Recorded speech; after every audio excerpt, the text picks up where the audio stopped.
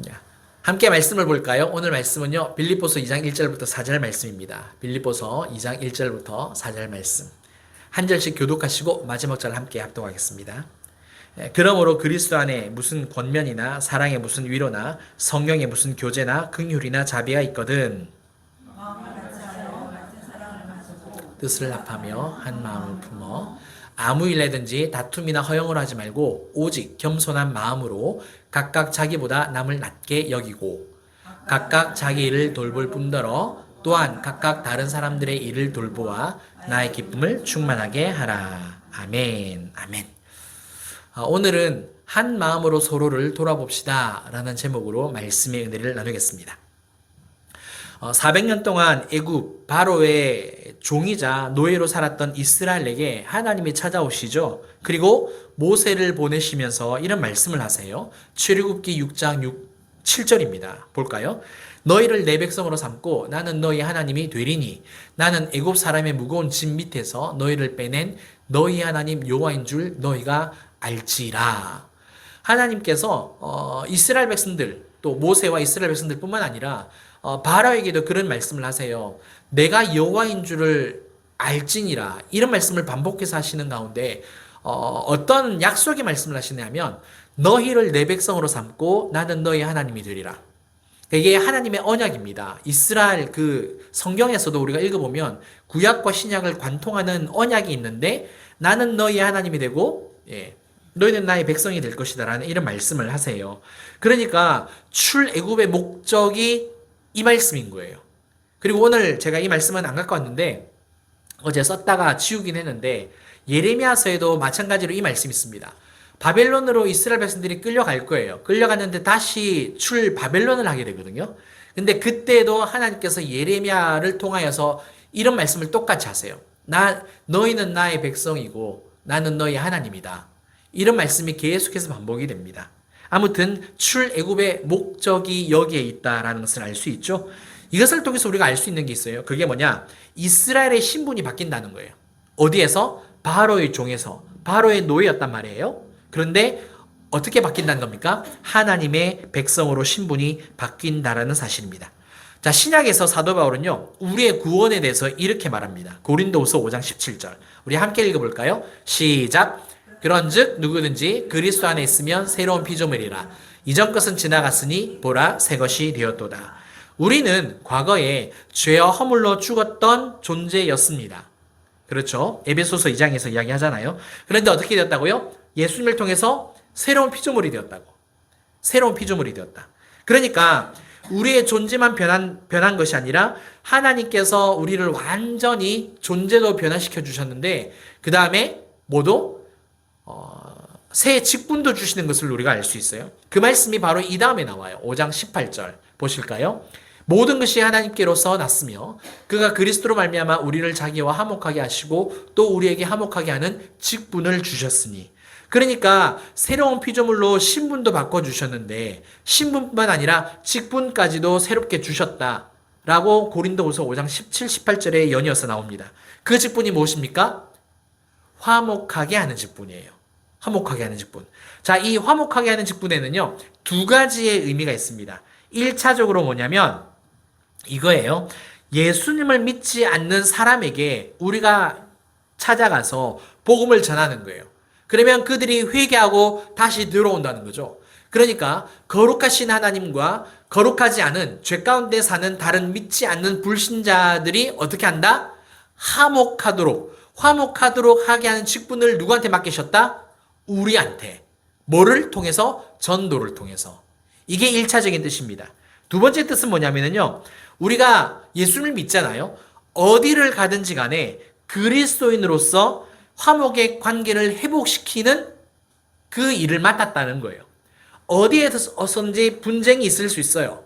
분열이 있을 수 있습니다. 항상 갈등이 있습니다. 갈등 없는 곳은 없어요. 나 혼자 있어도 내 안에서 갈등이 있단 말이에요. 근데 그것을 화목하게 하는, 봉합하는, 그렇죠? 그 실마리를 풀어내는 역할을 우리에게 주셨다는 거예요. 그래서 화목하게 하는 직분에는 이런 두 가지의 의미가 있습니다. 오늘 우리가 읽은 이 본문도 여기에 해당이 됩니다. 해당이 된다는 거예요. 그래서 제가 한 문장으로 한번 정리를 해봤습니다. 빌립보서 2장 1절부터 4절 말씀을 한 문장, 한 주제로 한번 딱 정리를 해보니까 이렇게 되더라고요. 예수 그리스도를 믿고 받은 은혜가 있다면 겸손하게 한 마음으로 서로를 돌보라. 그러니까 우리가 예수님을 믿고 있다면 서로 하나가 되어서 돌보란 이야기예요. 한 문장으로 만들어 보니까. 그래서 화목하게 하는 직분을 감당해라, 이런 의미겠죠. 함께 말씀을 통해서 그게 어떤 뜻을 가지고 있는지 자세히 살펴보도록 하겠습니다. 먼저 빌립보서 2장 1절 말씀을 한번 보겠습니다. 그러므로 그리스도 안에 무슨 권면이나 사랑에 무슨 위로나 성령의 무슨 교제나 긍휼이나 자비가 있거든. 사도 바울은요, 실천을 말하기 전에 먼저 조건을 한 가지 내세웁니다. 이 조건에는 네 가지의 사항이 있어요. 이 네 가지 중에서, 그러니까 예수님을 믿으면서 이 네 가지 중에서 하나라도 경험한 적이 있느냐라고 이제 물어본다는 거예요. 첫 번째 한번 볼게요. 그리스도 안에서 무슨 권면이나, 그러니까 그리스도 안에서 권면이 있는가라고 이렇게 물어보는 거거든요. 이걸 좀 더 쉽게 풀어보면 이런 뜻입니다. 예수님을 믿는 게 나에게 힘이 되는가? 예수님을 믿는 것이 나에게 격려가 되는가?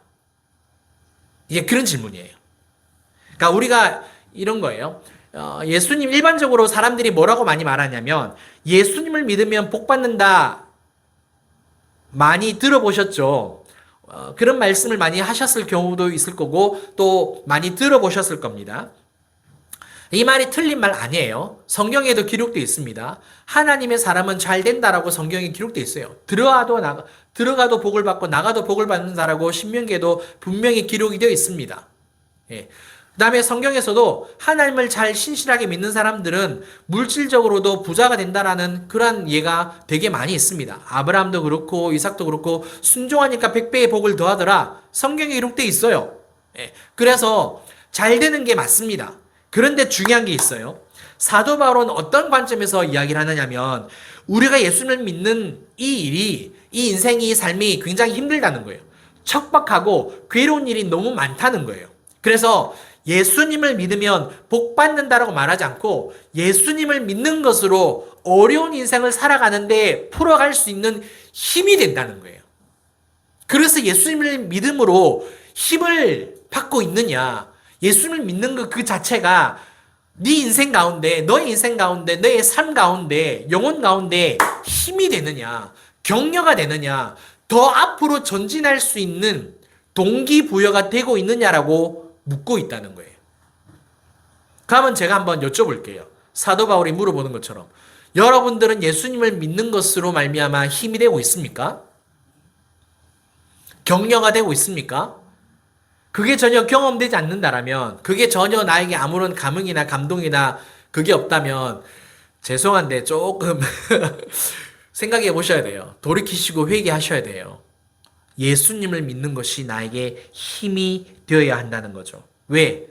우리가 살고 있는 인생 자체가 고난이기 때문에, 험하기 때문에.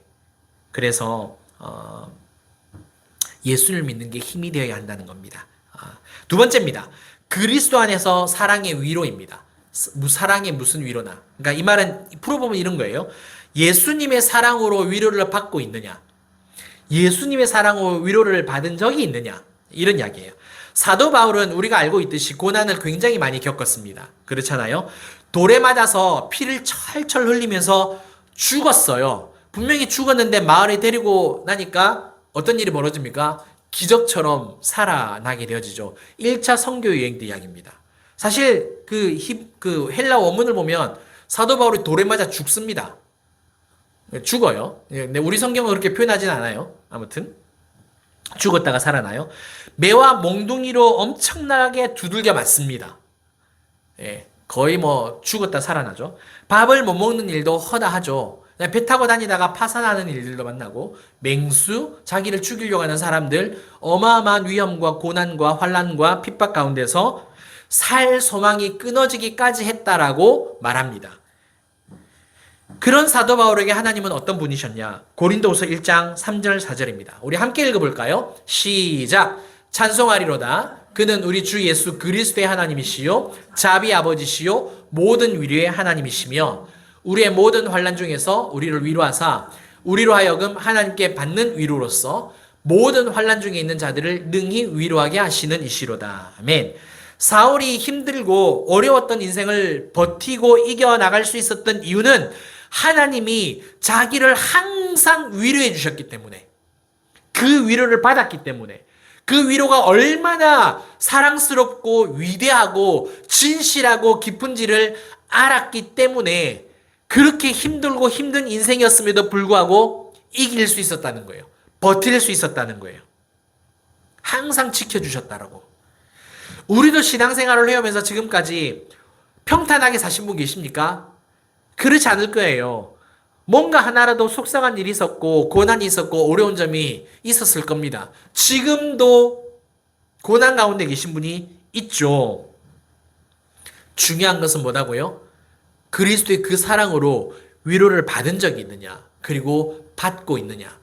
예수님을 믿고 있다라면 지금도 내 안에서, 내 옆에서, 내 앞에서 그 사랑함으로 위로해 주신다는 거예요. 위로해 주신다는 거예요. 예수님을 믿고 있다라면. 그 위로를 못 느끼는 내가 잘못된 거죠. 그래서 사도 바울이 두 번째로 이것을 묻고 있습니다. 사랑의 위로를 받고 있느냐, 받고 있느냐. 세 번째입니다. 성령 안에서 서로 교제하는 거예요. 하나님을 믿는다라는 말은 성령님이 우리 안에 계신다라는 것을 전제합니다. 전제해요. 왜 그러느냐? 예수님이라고, 예수님을 나의 그리스도라고, 하나님을 나의 아버지라고 말할 수 있는 이 고백은요, 성령님이 내 안에 계시지 않으면 절대 안 나옵니다. 절대 안 나와요. 왜? 믿는 신이 다르기 때문에. 그래서 성령님이 내 안에 계셔야만 이 고백이 된다는 거예요. 성령님이 우리 안에 계시면 어떤 일이 벌어지느냐? 꼭 인생의 마지막 날이 아니어도, 우리가 죽는 그 순간이 아니어도 성령의 열매를 맺습니다. 성령의 열매는 내가 마지막에 죽을 때 천국에서 맺는 게 아니에요. 이 땅의 삶을 살아가면서 예수님을 믿는 그 순간순간 삶 속에서 언제든지 맺는 게 성령의 열매입니다. 성령의 열매. 자, 우리 성도님들 성경 잘 아시죠? 한번 읊어보겠습니다. 9가지.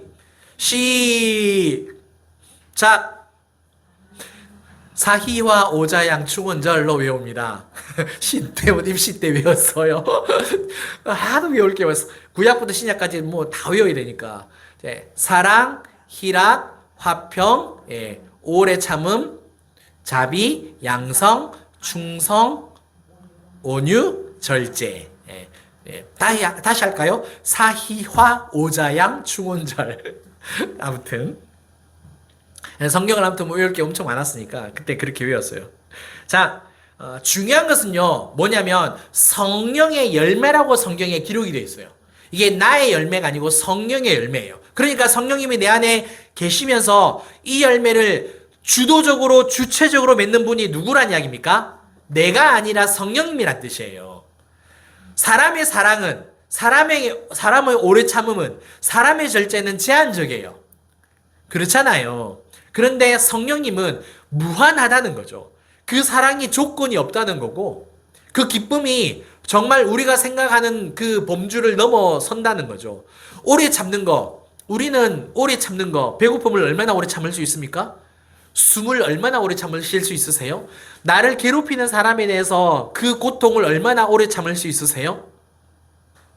우리 주님의 사랑은 밑도 끝도 없다는 거예요. 그 오래 참음이 끝까지라는 거예요. 그래서 요한복음 13장 1절에서도 자기를 사랑하는 자를 끝까지 사랑하신다라고 성경에 기록이 되어 있잖아요. 성령의 열매는 내가 맺는 열매가 아니에요. 내 안에 계신 성령님이 맺어주시는 거예요. 그런데 중요한 게 뭐라고요? 우리가 다 성령님이 우리 안에 계시잖아요. 그러면 우리가 그 성령 안에서 정말 성령님이 주도하시는 그 삶 속에서 서로 교제하면 서로 사랑하고 기뻐하고 즐거워할 수 있다는 거예요.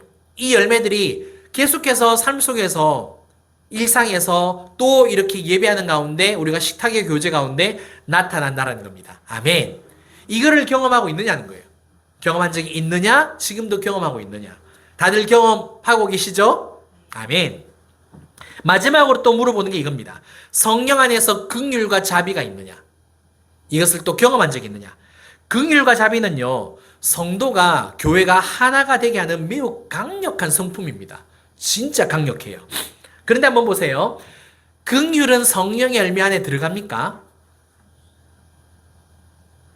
사희화 오자양 충원절 긍자 안 들어가요. 그쵸? 그럼 왜 긍휼은 성령의 열매 안 들어갈까요? 제가 옛날에 한번 설교를 한 적이 있습니다. 긍휼은요, 사랑의 동기입니다. 하나님은 사랑이신데 우리를 사랑하시는 이유는 우리를 향하여서 불쌍함, 긍휼히 여기심이 있기 때문에 사랑하시는 거예요. 그러니까 하나님은 사랑이라는 성품, 하나님은 사랑이라는 존재이신데 우리를 불쌍히 여기시기 때문에 사랑을 하시는 거예요. 그러니까 사랑의 동기가 긍휼입니다. 내가 하나님을 믿고 있다면 내 속에 다른 사람을 향한 긍휼과 자비가 생겨나게 됩니다. 이거는 자연스러운 일입니다. 자연스러운 현상이에요. 내가 평생 모든 사람에게 마음을 닫고 산다라는 건 내가 성령님과 전혀 상관없다는 거예요. 내가 예수님과 전혀 상관없다는 거예요. 성령님은, 하나님은 나를 사랑하시는데 그 사랑의 원동력이 긍휼이라는 거. 긍휼이라는 거. 그래서 우리 사랑하는 성도님들은 언제든지 성령 안에서 긍휼과 자비를 베푸시는 줄 믿습니다. 물론 우리가 인간이기 때문에 제한적입니다. 정말 사랑하기 싫은 불쌍히 여기기 싫은 사람들이 분명히 있습니다. 나한테 한 것을 생각을 해보면. 그쵸? 그렇죠. 그러나 그건 내 마음이고요. 그건 사단이 주는 마음이고요. 성령님이 내 안에서 진짜 마음을 변화시켜주면 나를 아프게 한 사람이 얼마나 불쌍한 사람인지를 깨닫게 됩니다. 성령님은 모든 것을 통달하시니까. 사랑하는 성도 여러분, 우리는 하나님을 믿는 성도로서 앞서 이 네 가지를 다 경험한 적이 있고요. 또 지금도 경험하고 있는 줄 믿습니다. 자, 그렇다면 이제 어떻게 행동하고 실천해야 되느냐? 그게 오늘 본문 2절, 3절, 4절이에요. 그러니까 우리가 하나님으로부터, 예수님으로부터 그 은혜를 받았다라면, 그 삶을 살고 있다라면 2절의 말씀, 3절의 말씀, 4절의 말씀으로 삶을 살아야 한다는 거예요. 조금 빨리 말할게요. 빌립보서 2장 2절입니다. 마음을 같이하여 같은 사랑을 갖고 뜻을 합하며 한 마음을 부어. 첫 번째 뭐냐? 한 마음을 가지고 하나가 되는 거예요. 한 마음을 가지고 하나가 되는 삶을 우리가 살아야 한다는 거예요. 하나됨은 굉장히 중요합니다. 우리가 요한복음 그 17장을 보면 예수님의 기도가 나와요. 뭐 신학적인 표현으로는 예수님의 대제사장적인 기도라고 나오고요. 성경에서 기도했을 때 가장 모본이 되고 가장 중요한 기도가 요한복음 17장에 나오는데 그 17장 11절을 보면 예수님이 이런 내용으로 기도를 하는 게 있습니다. 제가 한번 읽어드릴게요. 한번 보세요. 나는 세상에 더 있지 아니하오나 그들은 세상에 있사옵고 나는 아버지께로 가옵나니 거룩하신 아버지여 내게 주신 아버지의 이름으로 그들을 보존하사 우리와 같이 그들도 하나가 되게 하옵소서.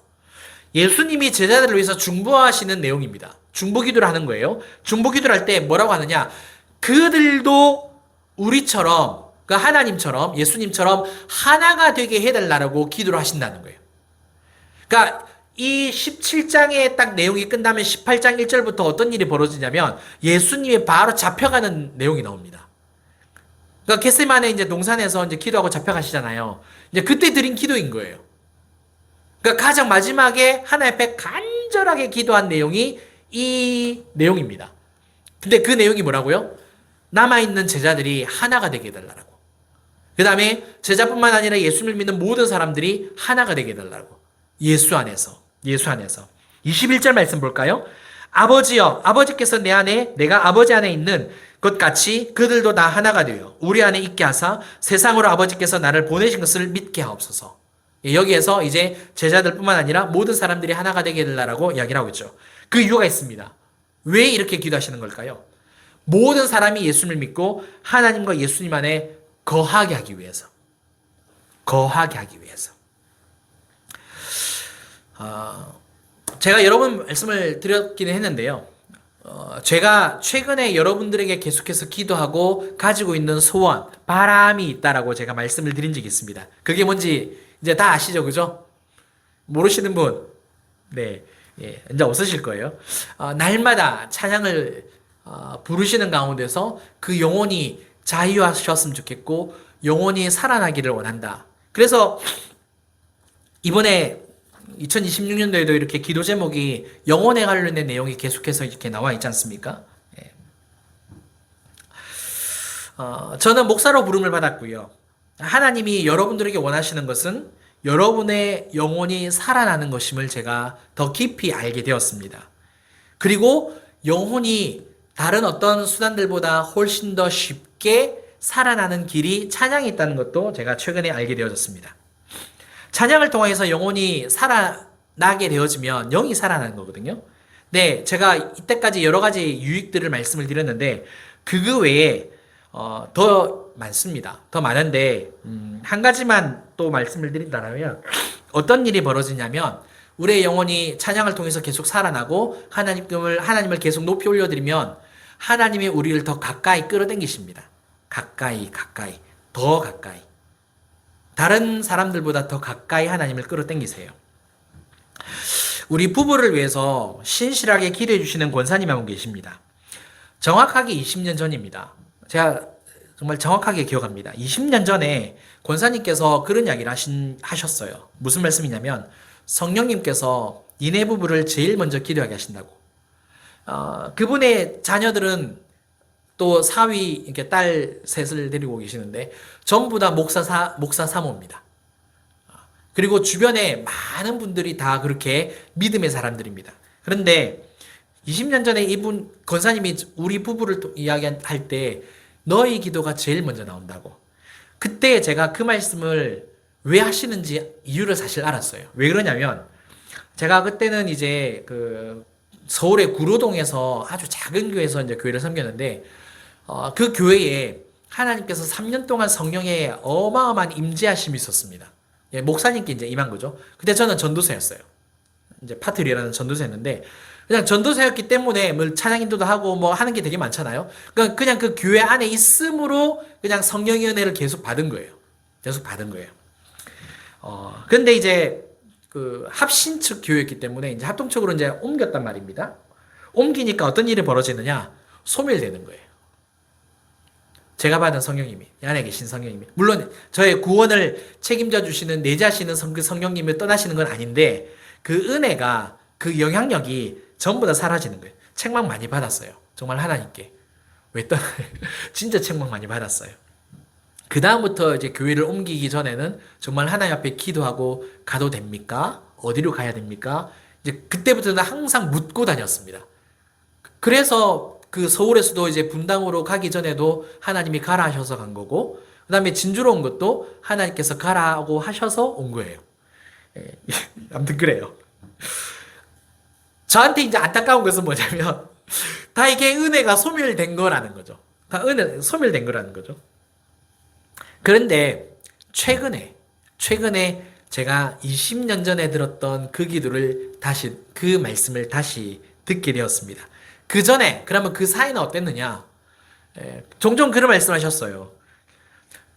니네 부부를 빼먹을 때도 있었다. 기도할 때. 너무, 저를 위해서 기도할 때 너무 힘들어서 더 이상 하기 싫어졌다. 그런 말씀도 하셨어요. 근데 그런 말씀을 하실 때, 우리 부부, 그리고 저의 영적인 상태가 말이 아니었습니다. 아무한테도 밝히지 않은, 정말, 근데 그냥 말씀을 드리는 거예요. 압니다. 다 압니다. 그때 그런 말씀을 하셨을 때 어떤 상태였고 어떤 환경이었고 얼마나 하나님과의 관계에 거리가 멀어졌는지 얼마나 곤고하고 피폐했는지 하나님을 위한다라고. 저는 교회를 한 번도 떠난 적이 없어요. 왜? 그 이후로 계속 전도사, 강도사, 목사였으니까. 매일 기도하고 매일 말씀 읽고 설교하고 늘 그랬음에도 불구하고 그게 다가 아니라는 거예요. 영적인 세계는 그게 아니라는 거예요. 근데 최근에 사모를 통해서 그 이야기를 다시 듣게 되었습니다. 근데 이제 알았다는 거죠, 제가. 그렇구나.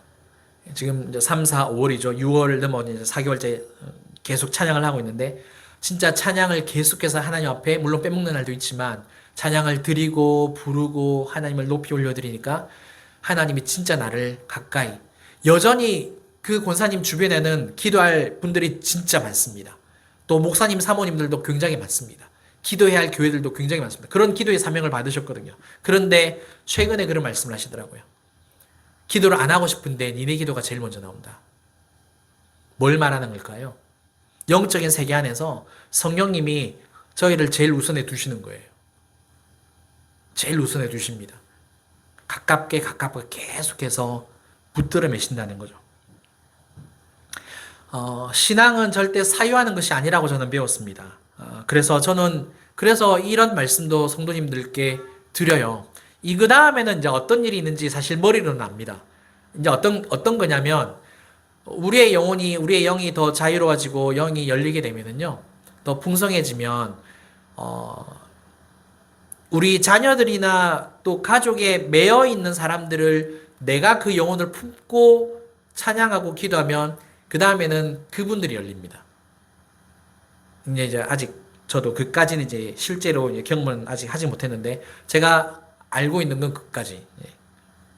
그래서 사랑하는 성도 여러분, 진주백교에서 리더십으로 제가 지금 세움을 받았습니다. 하나님께서 우리 교회에 나는 너희 교회 성도들이 정말 그 영혼이 살아나기를 원한다. 그 메시지를, 그 음성을 듣고 계속해서 여러분들께 실어도 말씀을 드리는 거예요. 왜? 예수님을 통해서 하나님은 여러분들의 영혼을 살리셨으니까. 근데 그 영혼이 하나님께 더 가까이 오기를 원하신다는 것을 하나님이 간절히 바라신다는 거죠. 그래서 현재 올해 우리의 방향은 정말 예수님을 더 가까이 깊이 생각하고 그 예수님을 높이고 찬양하는 데 있다는 거. 꼭 기억하시고, 그렇구나. 그래서 쉬운 한계만 아닐 거예요. 저는 교회에 있으니까 늘 쉽게 찬양을 할 수 있지만 여러분들은 그렇지 않겠지만 그래도 결단하시고 계속해서 찬양을 부르세요. 드리세요. 근데 1시간은 해야 되는 것 같아요. 네, 이게 그런 게 있는 것 같아요. 그래서 그렇게 우리 교회가 하나가 되었으면 좋겠습니다. 그러면 여러분들의 영이 살아나고 심지어 이제 그 이후로는 가족들도 다 살아나는 역사가 일어날 줄 믿습니다. 자, 좀 길었는데요. 두 번째입니다. 빌립보서 2장 3절. 아무 일이라든지 다툼이나 허영을 하지 말고 오직 겸손한 마음으로 각각 자기보다 남을 낮게 여기고.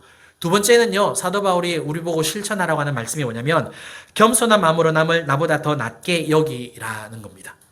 우리는 사람은 항상 나 중심으로 살아갑니다. 하나님이 아니에요. 그래서 문제가 항상 일어나는 거죠. 3절 보니까 두 단어가 나옵니다. 다툼, 허영. 다툼은요, 경쟁심, 이기심이라는 뜻을 가지고 있고요. 허영은 굉장히 뜻이 특이해요. 아무 내용이 없는 영광, 아무 내용이 없는 자랑, 이런 뜻이더라고요. 그러니까 완전 헛거죠, 헛것. 손에 쥐어도 이렇게 나타나지도 드러나지도 않는 거. 둘 다 뿌리가 어디에서 나온다? 나에게서 나온다. 하나님으로부터 나오는 말이 아니라는 겁니다.